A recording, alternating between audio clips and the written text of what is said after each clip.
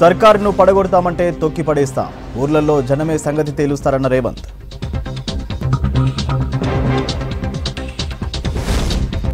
నాగోబా టెంపుల్లో ముఖ్యమంత్రి పూజలు, ఎస్హెచ్జీలకు స్కూల్ యూనిఫామ్స్ ఆర్డర్స్.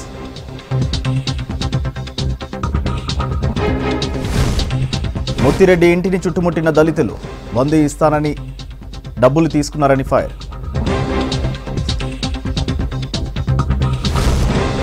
వరంగల్లో ఒక్కసారిగా మారిన వెదర్, పలు ప్రాంతాల్లో చిరుజల్లులు, ఓ మోస్తరు వర్షం.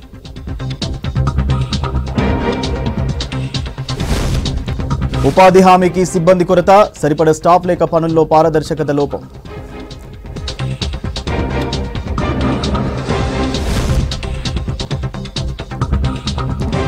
ప్రభుత్వం పడిపోతుందని ఎవడన్నా అంటే పడేసి తొక్కుతామన్నారు సీఎం రేవంత్. తమ ప్రభుత్వాన్ని పడగొట్టే దమ్ము ఎవరికీ లేదన్నారు.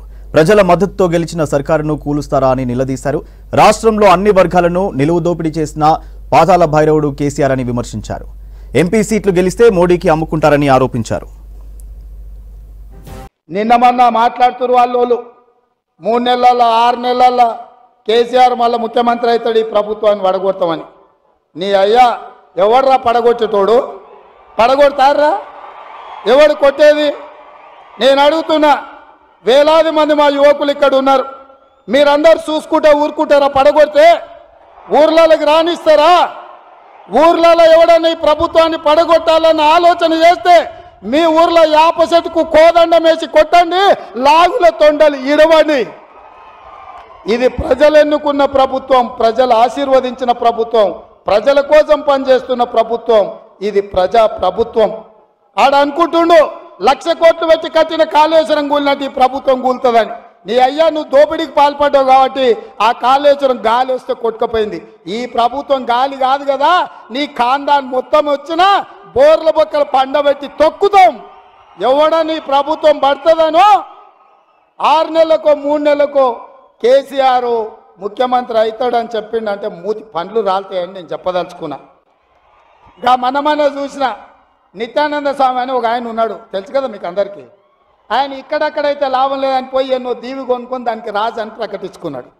ఇక కేసీఆర్ సంపాదించిన అక్రమ సంపాదన ఉంటే పోయి ఏమన్నా అడవిలో పోయి ఎక్కడన్నా పోయి దీవులలో పోయి దీవి కొనుక్కొని దానికి రాజు అని ప్రకటించుకోవాల్సిందే, లేకపోతే ఆయన ఫామ్ హౌస్కి ఆయన ముఖ్యమంత్రి కావాల్సిందే తప్ప ఈ తెలంగాణ రాష్ట్రానికి మళ్ళీ జన్మలో ముఖ్యమంత్రి కాదు కదా, మంత్రి పదవి కూడా కేసీఆర్కు రాదని నేను చెప్పదలుచుకున్నా. నువ్వు చేసిన పాపాలకు నువ్వు పాపాల భైరవుడివి.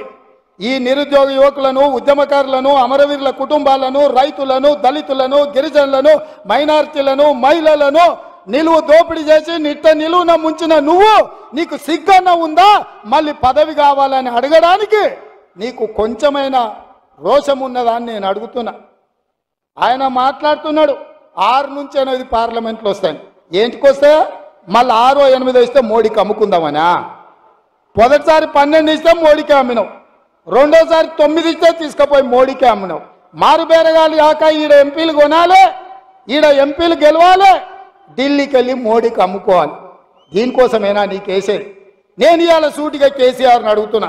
ఈ దేశంలో ఉన్నాయి 2, ఒకటి ఎన్డీఏ కూటమి, రెండోది ఇండియా కూటమి. ఎన్డీఏ కూటమికి మోడీ ఉన్నాడు, ఇండియా కూటమికి మేమున్నాం. మా దాంట్లోకి రానీయము, మా నీడ కూడా తాకనీయం.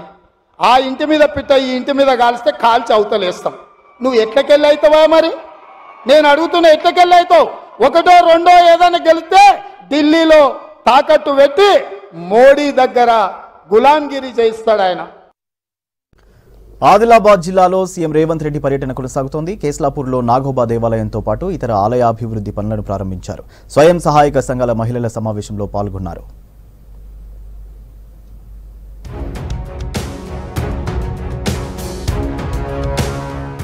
ఆదిలాబాద్ జిల్లాలో సీఎం రేవంత్ రెడ్డి పర్యటిస్తున్నారు. 5 కోట్ల రూపాయలతో కేస్లాపూర్లో నాగోబా దేవాలయ అభివృద్ధి పనులను ప్రారంభించారు. దాంతో పాటు వివిధ ఆలయ అభివృద్ధి పనులకు, నాగోబా జాతర నిర్వహణకు 6 కోట్ల నిధులు కేటాయించారు. మెస్రం వంశీయులు ఆలయ మర్యాదలతో ముఖ్యమంత్రికి స్వాగతం పలికారు. తర్వాత గిరిజన సాంప్రదాయంలో ప్రత్యేక పూజలు నిర్వహించారు సీఎం రేవంత్.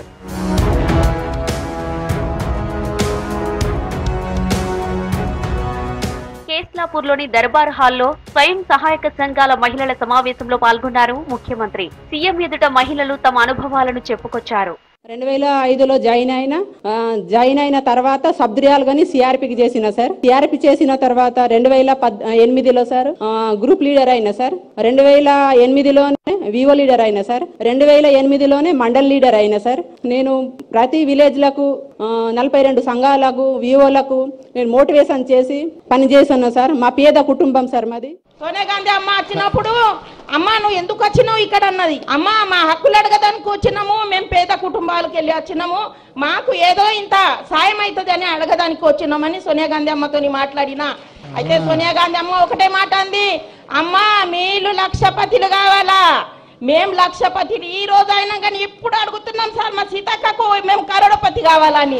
మా పిల్లలు లక్షపతితోని కార్యక్రమంలో సంఘం మహిళలకు 60 కోట్ల విలువ గల బ్యాంకు లింకేజీ చెక్కులు పంపిణీ చేశారు సీఎం రేవంత్. మహిళల ఆర్థికాభివృద్ధికి నిర్ణయాలు తీసుకోబోతున్నట్లు ముఖ్యమంత్రి తెలిపారు. స్కూల్ యూనిఫామ్లు కుట్టే ఆర్డర్లు మహిళా సంఘాలకు ఇస్తామని హామీ ఇచ్చారు ముఖ్యమంత్రి.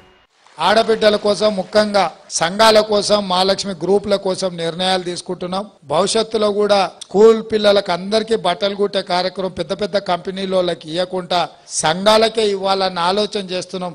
దాని మీద కూడా తొందరలోనే నిర్ణయం తీసుకొని కుట్టు మిషన్లను కూడా మీకు అందుబాటులోకి తీసుకొచ్చి వాటి ద్వారా మీరు మంచిగా సంపాదించుకునే విధంగా నగదు మీ చేతిలో ఉండే విధంగా ఈ ప్రభుత్వం నిర్ణయం తీసుకోబోతుంది.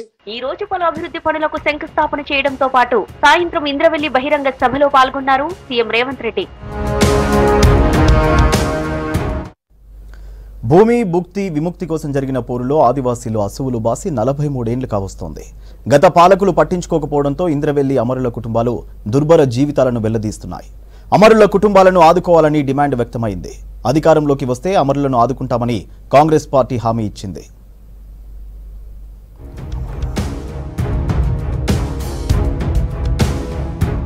ఆదిలాబాద్ జిల్లాలో ఉట్నూరు సబ్ డివిజన్ లో గిరిజన గ్రామాల్లో ఆదివాసీలు భూమి భుక్తి విముక్తి కోసం ఉద్యమించారు. స్వాతంత్ర్యం వచ్చిన నాటి నుంచి పోడు పట్టాలు, పోలీసుల నిర్బంధ చట్టాల నుంచి విముక్తి కోసం ఆందోళన బాటపట్టారు. ఆదివాసీల హక్కుల ఉద్యమానికి ఎర్ర జెండాలు మద్దతు పలికారు. దీంతో ఆదివాసీల ఉద్యమానికి విప్లవ రంగు పడింది. గిరిజనుల ఆందోళనలపై పాలకుల నిర్బంధ చర్యలు పెరిగింది. పోలీసుల అణచివేతతో ఉద్యమం తీవ్ర రూపం దాల్చింది. ఆదిలాబాద్ జిల్లాలోని ఏజెన్సీలోని ఇచ్చోడ, ఉట్నూర్, ఇంద్రవెల్లి, జైనూర్, నార్నూర్, సిర్పూర్యు, కెరమెరి, ఆసిఫాబాద్ ప్రాంతాల్లోని మారుమూల గిరిజన గ్రామాలు, తండాల్లో ఆదివాసీలు హక్కుల కోసం పోరాటాన్ని ఉధృతం చేశారు.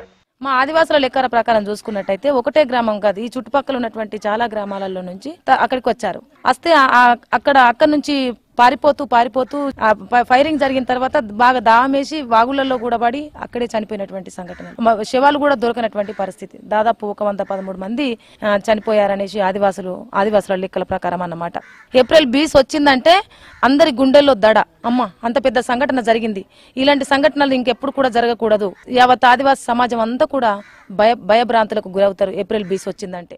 ఇంద్రవెల్లిలో 1981 ఏప్రిల్ 20న సభను ఏర్పాటు చేశారు. ఈ సభలో విప్లవకారులు విధ్వంస కాండకు దిగుతున్నారనే సమాచారంతో పోలీసులు రంగప్రవేశం చేశారు. సభకు అనుమతి లేకపోవడంతో పోలీసులు అడ్డుకోవడంతో ఉద్యమం హింసాత్మకంగా మారింది. ఆందోళనకారుల ముసుగులో విప్లవకారులు వచ్చారని చెదరగొట్టడంతో తిరగబడిన గిరిజనులపై పోలీస్ కాల్పులు జరిగాయి. పోలీసుల తూటాలకు ఆదివాసీలు నేల కొరిగారు. 27 మంది చనిపోయారు. మరో 2 తీవ్ర గాయాలై ప్రాణాలతో బయటపడ్డారు.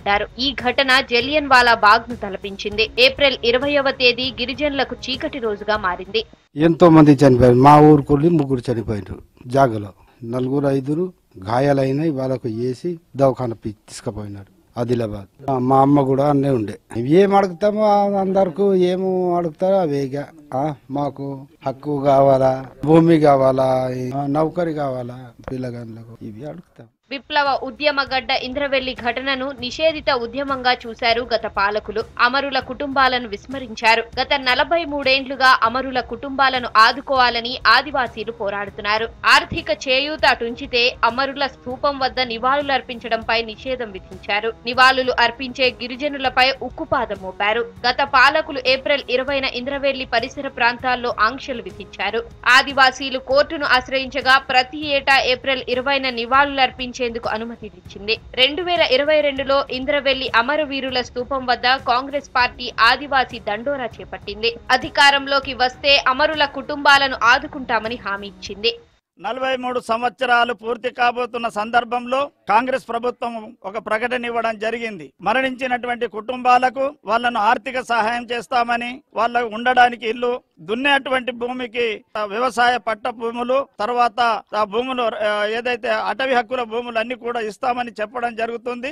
అది జరిగినప్పుడే మేము ఈ ప్రాంతంలో చనిపోయినటువంటి వారికి గౌరవం ఇచ్చిన వాళ్ళు అవుతారు. కాంగ్రెస్ ప్రభుత్వ భరోసాను స్వాగతిస్తున్నామన్నారు మానవ హక్కుల వేదిక ప్రతినిధులు.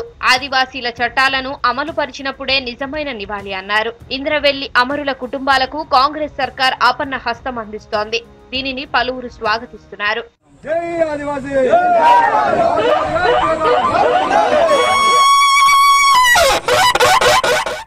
మెదక్ జిల్లా తూప్రాన్లోని ప్రభుత్వ రెసిడెన్షియల్ స్కూల్ను ఆకస్మికంగా తనిఖీ చేశారు మంత్రి పొన్నం ప్రభాకర్. స్కూల్లో ఉన్న సమస్యలపై విద్యార్థులను, ఉపాధ్యాయులను అడిగి తెలుసుకున్నారు. అనంతరం విద్యార్థులతో కలిసి భోజనం చేశారు మంత్రి. స్కూల్లో ఉన్న సమస్యలపై దృష్టి సారించాలని అధికారులను ఆదేశించారు మంత్రి పొన్నం ప్రభాకర్.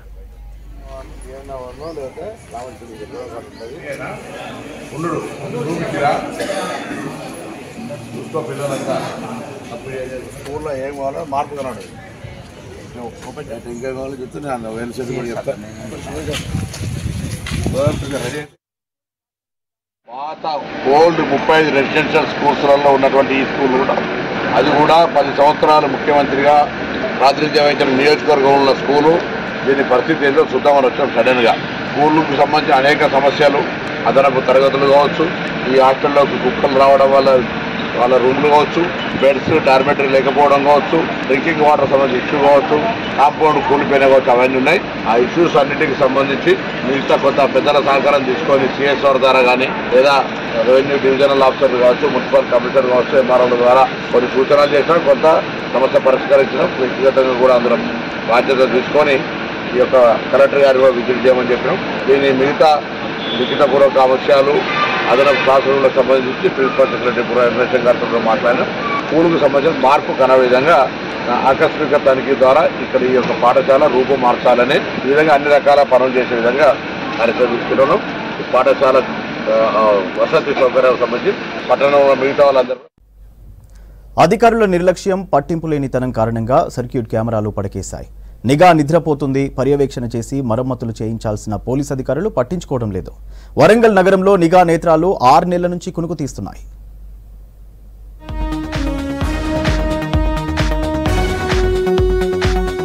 వరంగల్ పోలీస్ కమిషనరేట్లోని నిఘా నేత్రాలపై పర్యవేక్షణ లేకపోవడంతో అవి స్తంభాలకు అలంకరణప్రాయంగా మాత్రమే దర్శనమిస్తున్నాయి, పనిచేయడం లేదు. కాజీపేట రైల్వే స్టేషన్ నుంచి వరంగల్ రైల్వే స్టేషన్, కాకతీయ విశ్వవిద్యాలయం వరకు 35,000 సీసీ కెమెరాలను అమర్చినట్లు పోలీసు అధికారుల రికార్డులను బట్టి తెలుస్తుంది. ఏదైనా ఘటనలు జరిగితే తక్షణమే గుర్తించేందుకు వీల్లేకుండా కెమెరాలు పనిచేయడం లేదు. వరంగల్ హన్మకొండ బస్టాండ్లలో సీసీ కెమెరాలు సాంకేతిక లోపం కారణంగా పనిచేయక నెలలు గడుస్తున్నా వాటికి మరమ్మతులు చేయించకపోవడంతో నిరుపయోగంగా దర్శనమిస్తున్నాయి.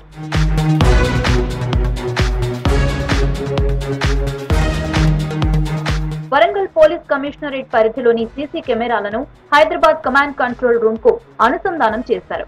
నగరంలో 35,000 కెమెరాల నిర్వహణను గాలి కొదిలేశారు పోలీస్ అధికారులు. వాటి మెయింటెనెన్స్ బాధ్యతలు ఎవరూ పట్టించుకోకపోవడంతో 3 సెంటర్లలో మినహా ఎక్కడా కూడా కెమెరాలు పనిచేయటం లేదని ట్రాఫిక్ పోలీసులే చెబుతున్నారు. హన్మకొండలోని బాలసముద్రం నుంచి బస్టాండ్కు వెళ్లే రహదారిపై సీసీ కెమెరాలున్నా వాటి చుట్టూ చెట్ల కొమ్మలు పెరిగి రికార్డింగ్ కు అడ్డొస్తున్నాయి.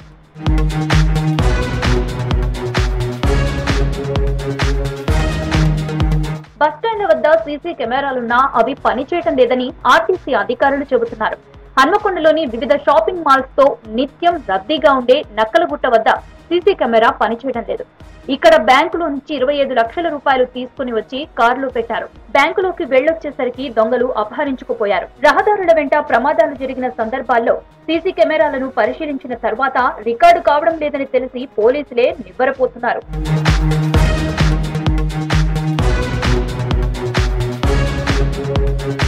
హన్మకొండ చౌరస్తా నిత్యం రద్దీగా ఉండే ప్రాంతం. అక్కడ తరచుగా దొంగతనాలు జరుగుతున్నాయి. అక్కడ పనిచేయని సీసీ కెమెరాలను మరమ్మతు చేయిస్తామని పోలీసు అధికారులు చెప్పారు, కానీ చేయలేదు. టూరిస్టులు వస్తే పద్మాక్షి టెంపుల్ కు వెళ్తారు. అక్కడ ఏదైనా సంఘటనలు జరిగితే తెలుసుకునేందుకు సీసీ కెమెరాలు అమర్చారు. కానీ అవి పనిచేయడం లేదు. నిఘా వ్యవస్థలో సీసీ కెమెరాలు నిరంతరము రికార్డ్ అయ్యే విధంగా ఉండాలి. అది మరమ్మతులు చేయకపోవడంతో అది ప్రమాదాలు జరిగిన తర్వాత, అదేవిధంగా టూరిస్టులు వచ్చిన తర్వాత అవి ఏమైనా కారణాలు జరిగినట్లయితే, ప్రమాదాలు జరిగినైనా కానీ దొంగతనాలు జరిగినటువంటి విషయాలు తెలుసుకోవడం అనేది చాలా కష్టతరంగా ఉంటుంది. కాబట్టి ప్రభుత్వము నిరంతరము నిఘా వ్యవస్థ పనిచేసే విధంగా చర్యలు తీసుకోవాలని కోరుతుంది. కాజీపేట, హన్మకొండ, వరంగల్ నగరంలోని 13 జంక్షన్లలో సీసీ కెమెరాలు ఏర్పాటు చేశారు. ఇక్కడ కూడా సాంకేతిక లోపంతో సీసీ కెమెరాలు పనిచేయడం లేదు. కాలోజీ సెంటర్ లో ఓ బైక్ ను మరో వాహనదారుడు ఢీకొట్టి దొరకకుండా వెళ్లిపోయాడు. అతన్ని పట్టుకునేందుకు పోలీసులకు ఫిర్యాదు చేస్తే సీసీ కెమెరాలను పరిశీలించారు. అందులో రికార్డు కాలేదు. హన్మకొండ బస్ స్టాండ్ నుంచి వెళ్ళి అక్కడ కాలేజ్ జంక్షన్ వరకు వెళ్లేటువంటి ఈ ప్రాంతంలో ఏర్పాటు చేసినటువంటి సీసీ కెమెరాలు కావచ్చు, అదే విధంగా ఇవాళ పోలీస్ హెడ్ క్వార్టర్ నుంచి వెళ్ళి ములుగు వరకు ఏర్పాటు చేసినటువంటి సీసీ కెమెరాలు కావచ్చు, అదేవిధంగా వరంగల్ ప్రధానమైనటువంటి కూడల్లో ఏర్పాటు చేసినటువంటి సీసీ కెమెరాలు కావచ్చు. ఈ సీసీ కెమెరాలు అనేటువంటి పెట్టేటప్పుడు ఉన్నటువంటి ఉత్సాహం, దాంట్లో ఏదైనా సాంకేతికమైనటువంటి లోపం వచ్చినప్పుడు అది పూర్తిగా పాడైపోయినప్పుడు వాటిని మాత్రం పట్టించుకోవట్లేదు. అంటే నిత్యం ప్రయాణికులతోని వాహనాలతోని రద్దీగా ఉండేటువంటి ఈ ప్రాంతంలో ఏదైనా సంఘటన జరిగితే వాటిని అంటే ఎవరైతే చేసిరో ఆ సంఘటన గుర్తించే దాంట్లో అధికారులకు ఒక నిఘా వ్యవస్థలాగా పనిచేసేటువంటి సీసీ కెమెరాలు మాత్రం ఖరాబ్ అయితే వాటిని బాగు చేయట్లేదు. కాబట్టి ప్రభుత్వం కానీ అధికారులు కానీ తక్షణమే చర్యలు తీసుకోవాలి. ఇవాళ నగరంలో ఏదైతే ప్రధానమైనటువంటి కూడాల్లో ఏర్పాటు చేసినటువంటి సీసీ కెమెరాలు ఆ సీసీ కెమెరాలను మరమ్మతులు చేయాలి, ప్రజలకు ఉపయోగపడే విధంగా చర్యలు చేపట్టాలని చెప్పి విజ్ఞప్తి చేస్తున్నాం. నగరంలో కాలోజీ జంక్షన్, ములుగు రోడ్, హన్మకొండ చౌరస్తా, పోచమ్మ మైదాన్ ప్రధాన కూడళ్లలో సీసీ కెమెరాలను ఏర్పాటు చేసినా వాటి నిర్వహణ మరిచిపోయారు. మూడో కన్ను పనిచేయకపోవటం వల్ల ప్రమాదాలు జరిగినా కొన్నింటిని గుర్తించలేకపోతున్నారు. వరంగల్ మహానగరంలో 3 పట్టణాలు ఉన్నాయి. కాజీపేట, హన్మకొండ, వరంగల్లో ఉన్న 3 పట్టణాల్లో కూడా ప్రధానమైనటువంటి కేంద్రాల్లో పెట్టినటువంటి సీసీ కెమెరాలు మెజార్టీ చోట్ల అంటే 60 నుండి 70% సీసీ కెమెరాలు పనిచేయటం లేదు. మరి పని చేయనప్పుడు మీరు క్రైమ్ని ఎలా కంట్రోల్ చేస్తారు? మరి పెరుగుతున్నటువంటి క్రైమ్ రేటుని తగ్గించడానికి మీకున్నటువంటి ఏకైక మార్గం ఇవాళ టెక్నాలజీని ఉపయోగించుకొని మనం డిపెండ్ అవుతున్నటువంటి మార్గం సీసీ కెమెరాలే. కాబట్టి సీసీ కెమెరాలు పెట్టడమే కాదు, వాటిని ఫంక్షనింగ్ చేయించడంలో, వాటిని పని చేయించడంలో, వాటి ద్వారా పూర్తి స్థాయిలో నేరాలను నియంత్రణ చేయడంలో పోలీస్ యంత్రాంగం దృష్టి పెట్టాల్సి ఉంటుంది. ఎక్కడైతే సీసీ కెమెరాలు పనిచేయటం లేదో వాటిని రీప్లేస్ చేయటం, ఎక్కడైతే సీసీ కెమెరాలు పెడితే దొంగిలించారో మళ్ళీ అక్కడ కొత్త వాటిని పెట్టడం, వాటిని పరిరక్షించటం, వాటి ద్వారా పూర్తి స్థాయిలో క్రైమ్ రేటుని నియంత్రించేటటువంటి కమాండ్ కంట్రోల్ వ్యవస్థని పూర్తి స్థాయిలో పనిచేసే విధంగా ఏర్పాటు చేయాలని డిమాండ్ చేస్తున్నాం. పోలీస్ అధికారులు సీసీ కెమెరాలపై దృష్టి సారించి మరమ్మతులు చేయించి అవి ఉపయోగపడేలా చేయాలని నగరవాసులు కోరుతున్నారు.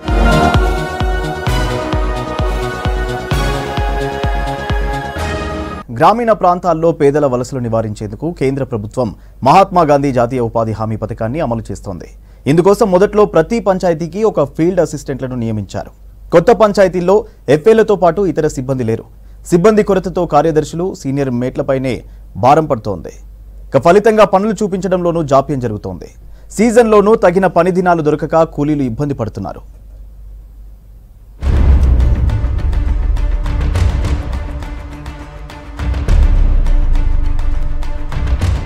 ఉపాధి హామీ పథకంలో ఫీల్డ్ అసిస్టెంట్లపై పని భారం పెరిగింది. ఖమ్మం జిల్లాలో పాత గ్రామ పంచాయతీలు 427 ఉండగా కొత్త గ్రామ పంచాయతీలు 162 ఏర్పాటు చేశారు.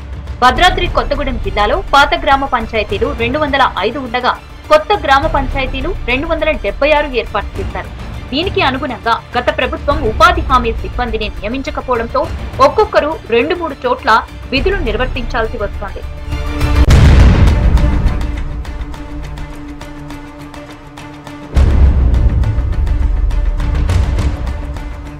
కొత్త పంచాయతీలు ఏర్పాటైనా అందుకనుగుణంగా కొత్త వారి నియామకం చేపట్టకపోవడంతో పాత పంచాయతీల వారిగానే పనిచేస్తున్నారు. పంచాయతీని యూనిట్ గా తీసుకుని ఉపాధి హామీ పథకం పనులు గుర్తించారు.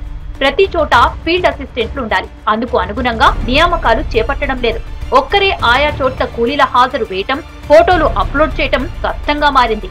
ఫీల్డ్ అసిస్టెంట్ల నియామకాలు చేపడితే పరిస్థితి మెరుగయ్యే అవకాశం ఉంది. సరిపడా ఫీల్డ్ అసిస్టెంట్లను నియమించకుండా కూలీల సంఖ్య పెంచాలని, వేతనాల బిల్లులు సకాలంలో చేయాలని పనుల్లో నాణ్యత ఉండాలని ఉన్నతాధికారులు సూచించటం సరికాదని పేర్కొంటున్నారు. ఒకే రోజు అన్ని పనులు పరిశీలించటం సాధ్యం కాక మేట్లకు బాధ్యతలు అప్పగిస్తున్నారు. వారు చూసి చూడనట్లుగా వ్యవహరిస్తుండటంతో పనుల్లో పారదర్శకత లోపిస్తోంది. కూలీల సంఖ్య పెంచలేకపోతున్నారు. సిబ్బంది వైపు నుంచి చూసుకుంటే సిబ్బందికి పనిభారం బాగా పెరుగుతుంది. మండలంలో 2-3 ఉంటున్నారు. వీళ్ళకి సరైన ఇది కూడా అజమాయిషీ కూడా లేదు. ఎందుకు లేదు అని అంటే గ్రామాలలో వాళ్ళకి ఫీల్డ్ అసిస్టెంట్లు ఉండాలి. ఫీల్డ్ అసిస్టెంట్లు లేరు. ఫీల్డ్ అసిస్టెంట్ లేకపోవటాన కేవలం మేట్ల మీదనే వాళ్ళు ఆధారపడుతున్నారు. ఆ మేట్ల మీద ఆధారపడితే వాళ్ళు ఇప్పుడు గ్రామీణ ప్రాంతంలో ఎలా ఉంటుంది, అనేక రాజకీయాలు ఉంటాయి. వాళ్ళు ఆ మేటు ఏదైనా పార్టీకి చెందిన ఆయన అయితే వాళ్ళకు అనుకూలమైన వాళ్ళకే పని ఇవ్వటం, లేదు అనుకూలమైన వాళ్ళు రాకపోయినా కానీ వాళ్ళకి మాస్టర్ వేయటం, ఇలాంటివి కూడా కొన్ని అవకతవకలు జరుగుతున్నాయి. ఉమ్మడి ఖమ్మం జిల్లాలో 1070 గ్రామ పంచాయతీలున్నాయి. ఇందులో భద్రాద్రి జిల్లాలో 481 పంచాయతీలకు 1.34 లక్షల మందికి జాబ్ కార్డులుండగా వాటి పరిధిలో 2.30 లక్షల మంది పనులకు వస్తున్నారు. 22 మంది ఓపీఓలకు 9 మంది మాత్రమే ఉన్నారు. ఈసీలు 22 మందికి 8 మంది పనిచేస్తున్నారు. 481 పంచాయతీలకు 232 మంది ఫీల్డ్ అసిస్టెంట్లు మాత్రమే విధుల్లో ఉన్నారు. టెక్నికల్ అసిస్టెంట్లు కూడా 114 మందే ఉన్నారు. ఖమ్మం జిల్లాలో 1.88 లక్షల జాబ్ కార్డుల పరిధిలో 3.17 లక్షల మంది కూలీలున్నారు. ఏపీఓలు 20 మంది, ఈసీలు 20 మందికి 15 మంది పనిచేస్తున్నారు. 589 పంచాయతీలకు 357 మంది ఫీల్డ్ అసిస్టెంట్లు మాత్రమే విధుల్లో ఉన్నారు. టెక్నికల్ అసిస్టెంట్లు కూడా 76 మందే ఉన్నారు. ఒక్కొక్కరు 5-6 గ్రామ పంచాయతీల బాధ్యతలు చూడాల్సి వస్తోంది. దీంతో కూలీలకు సరైన సమయంలో పనులు కల్పించలేకపోతున్నారు. గత ప్రభుత్వం పంచాయతీలను ఏర్పాటు చేసింది కానీ అందుకు అనుగుణంగా ఉపాధి హామీ పథకంలోని ఉద్యోగుల నియామకాలను మాత్రం మరిచింది. దీంతో ఫీల్డ్ అసిస్టెంట్లు అనేక ఇబ్బందులు ఎదుర్కొంటున్నారు. ఉపాధి హామీలకి కూలీలకు తగినటువంటి ఉద్యోగస్తులు మరి ఉండటం లేదు.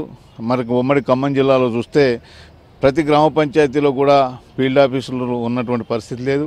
వాళ్ళ మీద సూపర్వైజర్లుగా పనిచేసేటువంటి ఉద్యోగులు కూడా తక్కువగా ఉన్నారు. దీనివల్ల ఉపాధి హామీ పనులను నిర్వహించడం కష్టంగా మారుతుంది. వాటి యొక్క మెజర్మెంట్ చేయడం కానివ్వండి, ఆ పనుల యొక్క ప్రదేశాలకి నిర్ణయించుకోవడం కానీ, పని ప్రదేశాలకి వీళ్ళు ప్రయాణం చేయడానికి కానీ ఇబ్బందికరమైనటువంటి పరిస్థితి ఉన్నది. సిబ్బందిని పెంచాల్సినటువంటి అవసరం ఉన్నది. టెక్నికల్ సిబ్బందిని పెంచాల్సినటువంటి అవసరం ఉన్నది.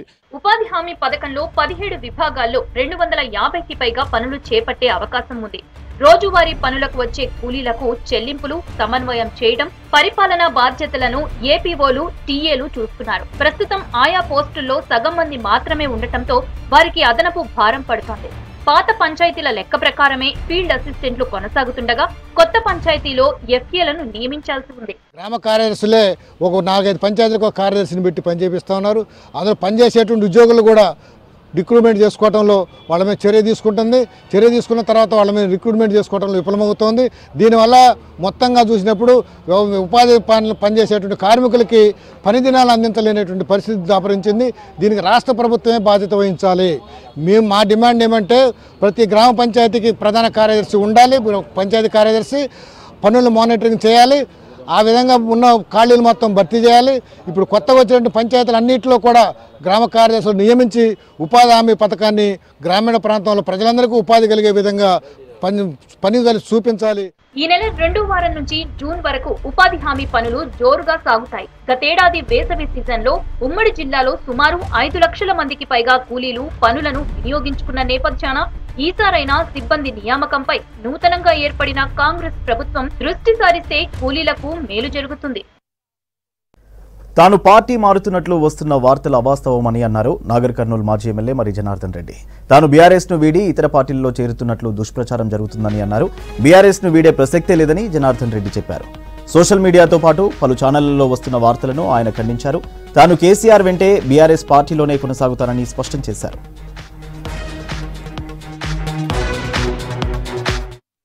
అధికార పార్టీ పిలిచిందంటే ఆటోమేటిక్గా మీకు చెప్తున్నాను, గోపి గారు మీరు తప్పు మాట్లాడేది అది ఇదిగోండి.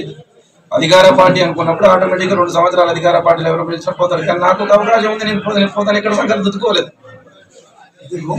రూమర్ రూమర్ మీరు కరెక్ట్గా చెప్పాలనే ఉద్దేశంతో నేను చెప్పడానికి ప్రయత్నం చేస్తున్నాను.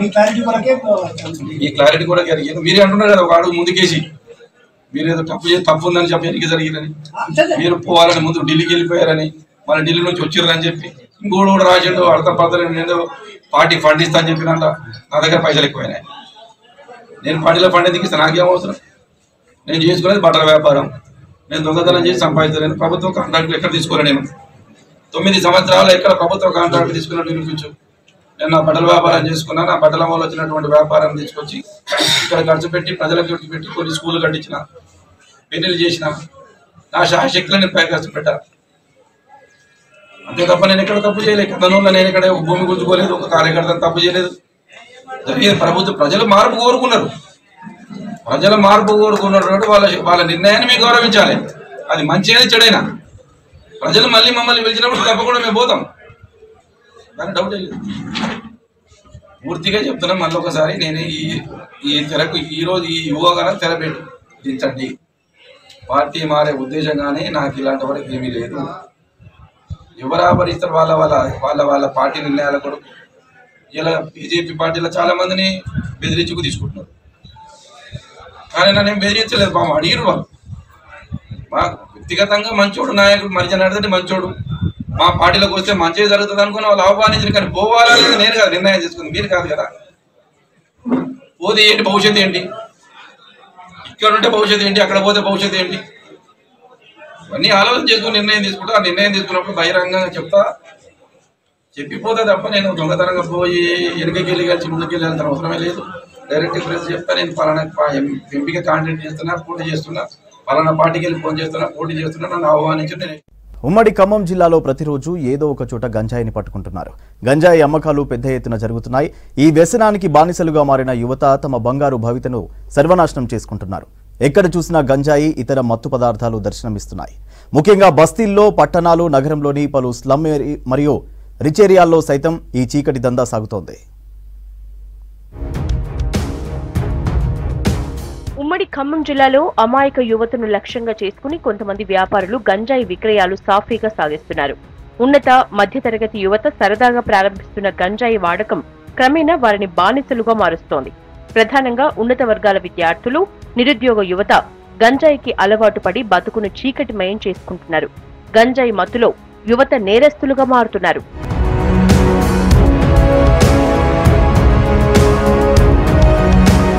జిల్లాలో 100 కోట్ల గంజాయి వ్యాపారం యథేచ్ఛగా కొనసాగుతోంది. నిషేధిత గంజాయి అమ్మకాలు 3 పువ్వులు 6 కాయలుగా జరుగుతోంది. గత కొంతకాలంగా పోలీసుల తనిఖీల్లో పట్టుబడుతున్న పోలీస్ కళ్లుగప్పి పెద్ద మొత్తంలోనే అక్రమంగా నిల్వ చేస్తున్నారు. తాము అనుకున్న చోటికి చేర్చి అక్కడి నుంచి తమ ఏజెంట్ల ద్వారా రహస్యంగా అమ్మకాలు సాగిస్తున్నట్లు తెలుస్తోంది. ఈ మత్తుకి బానిసలుగా మారిన వారు గంజాయి లేకుండా ఉండలేని స్థితికొచ్చారు. ఈరోజు గంజాయి కేసులో మొత్తం యూతే దాని బారిన పడి 40-55 సంవత్సరాల లోపు వాళ్లే ఎక్కువ ఈ కేసు గంజాయి బారిన పడి మత్తు మందుకు అలవాటు పడి దుర్వ్యసనాలకు అలవాటు పడి ఆ రకంగా మన యువత పెడదారిన పడే అవకాశం బాగా ఉంది. కాబట్టి దీన్ని ప్రత్యేక పోలీసు బృందం చర్యలు తీసుకొని వారిని ఎక్కడికక్కడ కఠిన చర్యలు తీసుకోవాలని చెప్పి కూడా ఈరోజు మాకు కూడా కోరుతా ఉన్నాం. ఉమ్మడి ఖమ్మం జిల్లా వ్యాప్తంగా గంజాయి లభించడం సర్వసాధారణమైపోయింది. గత 2 నెలలుగా ఉమ్మడి ఖమ్మం జిల్లాలో ప్రతిరోజు పోలీసుల తనిఖీల్లో గంజాయి పట్టుబడుతున్నా అడ్డు అదుపు లేకుండా గంజాయి రవాణా అవుతోంది. పోలీసులకు గంజాయి చిన్న మొత్తంలో దొరుకుతున్నాయి. సప్లై మాత్రం భారీ స్థాయిలో జరుగుతోందని సమాచారం. గంజాయి సప్లై చేస్తూ అత్యధికంగా యువతే దొరకటం బాధాకరం. 18 నుంచి 30 సంవత్సరాల యువకులు, మహిళలు సప్లై చేస్తూ పోలీసుల తనిఖీల్లో పట్టుబడటం విశేషం.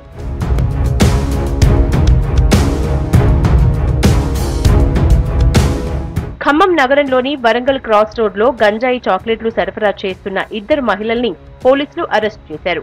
మహారాష్ట్ర ఔరంగాబాద్ నుంచి హైదరాబాద్ కి రవాణా చేస్తున్న ఔరంగాబాద్ కు చెందిన 2 మహిళల్ని పోలీసులు పక్కా సమాచారంతో అరెస్ట్ చేశారు.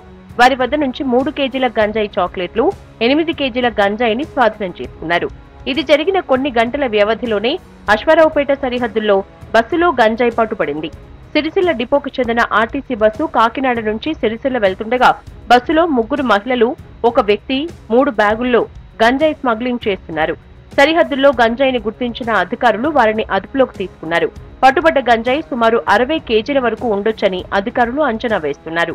అమ్మానికి చుట్టూ సరిహద్దులో ఉన్న రాష్ట్రాలు ఏదైతే ఉందో ఒరిస్సా కానివ్వండి అట్లా ఇతర రాష్ట్రాల నుంచి కూడా ఈ జిల్లా నుంచే గంజాయి బయటికి వెళ్తుంది. ఈ ఖమ్మం నగరంలో ఖమ్మం జిల్లాలో కూడా పలు చోట్ల ప్రధాన నగరాలను బేస్ చేసుకొని ఇవాళ గంజాయి విస్తృతం కొనసాగుతున్న తరుణంలో కొంత పోలీసు యంత్రాంగం అప్పుడప్పుడు అరికట్టి కొన్ని కేసులు పెట్టినప్పుడు కూడా ఇది పూర్తి స్థాయిలో అరికట్టడానికి కొంత ఇబ్బందులు పడుతున్నారు. కనుక సీరియస్గా ప్రత్యేకంగా దళాలు వేసి ప్రత్యేకంగా నిఘా పెట్టేసి నిరోధించాల్సిన అవసరం ఉంది. ఖమ్మం, కొత్తగూడెం, సత్తుపల్లి, భద్రాచలం, పాల్వంచ, ఇల్లందు పట్టణాలకు పెద్ద మొత్తంలో గంజాయి వచ్చి చేరుతోంది.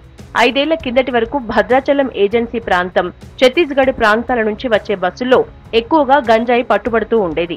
కానీ స్మగ్లర్లు గంజాయి రవాణాలో కొత్త పంథాను ఎంచుకుని చాలా ఖరీదుగా కనిపించే కార్లు, ట్రాక్టర్లు, కంటైనర్లు, బస్సుల్ని గంజాయి రవాణాకు ఎక్కువగా ఉపయోగిస్తున్నారు.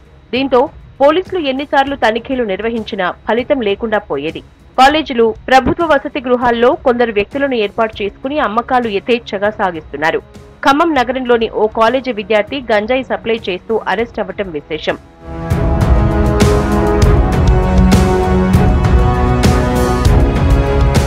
గంజాయిని అధికంగా ఒడిశా రాష్ట్రంలో దట్టమైన అడవుల్లో పండిస్తూ ఉంటారు. అటుగా అటవీ అధికారులు, పోలీసులు వెళ్లేందుకు కనీసం వీలు ఉండదు.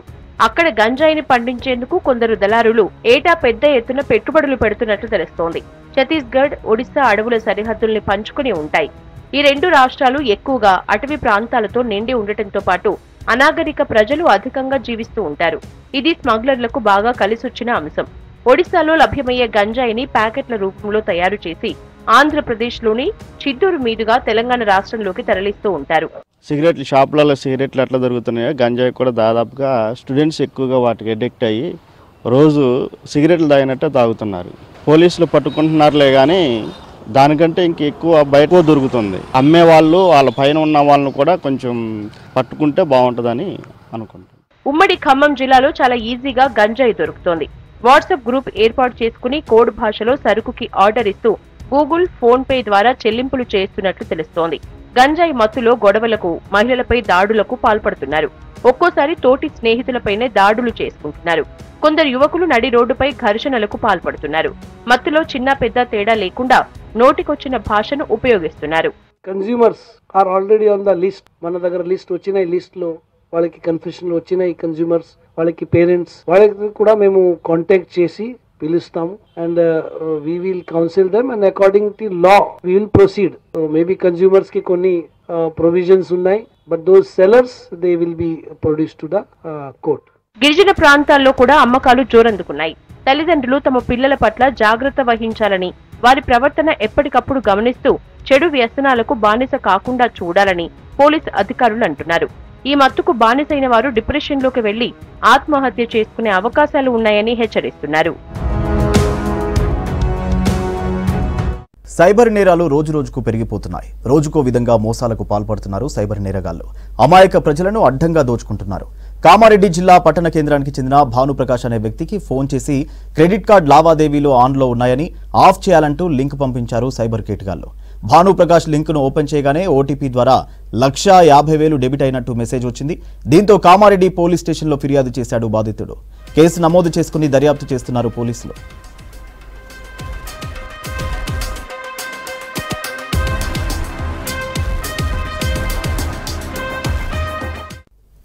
ఇవి bulletin updates. Keep watching V6 news.